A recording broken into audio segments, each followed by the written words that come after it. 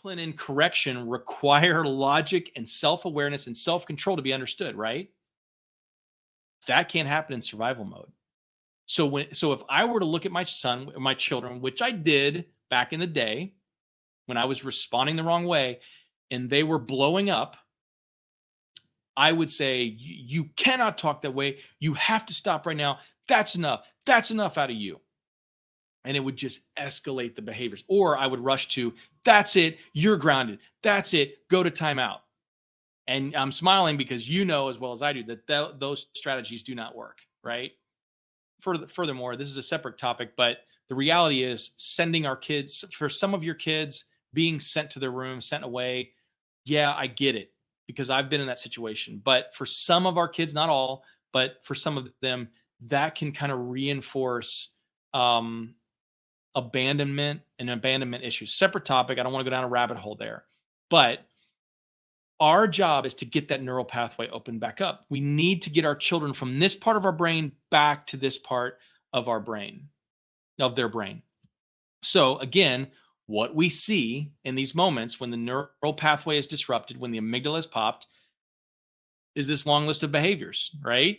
Greedy, fear, aggression, class clown, hoarding, sometimes manipulation and stealing and lying and aggression, you name it, right? We see all of this. But the fact is, and this helps us to understand our kids, what's really happening with our children is that they've got a defense system up, right? When they're in survival mode, all they're thinking about is survival. And for a lot of your kids, that's how they've learned to survive, right? By fighting, right? By fleeing, by freezing, by acting out.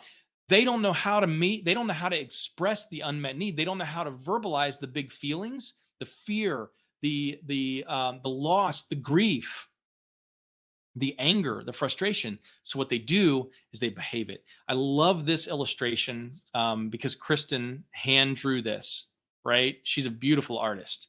She hand drew this because, and this was based on a quote that we heard a friend say a couple of years ago during Insight Virtual Conference.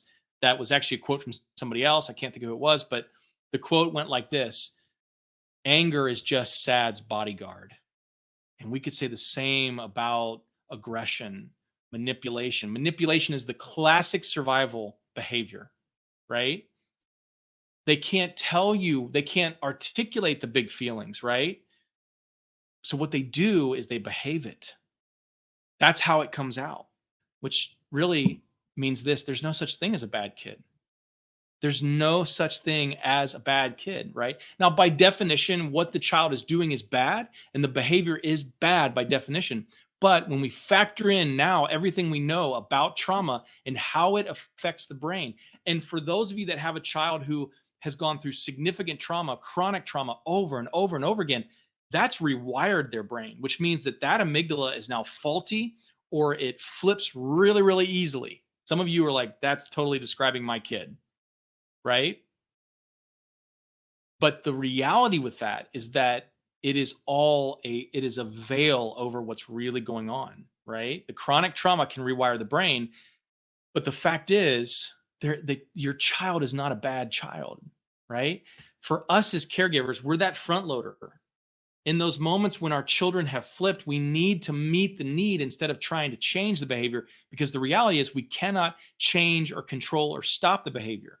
Now, when we learn to respond differently, we open up a lot of space for healing and connection. And that's really what it's all about, right?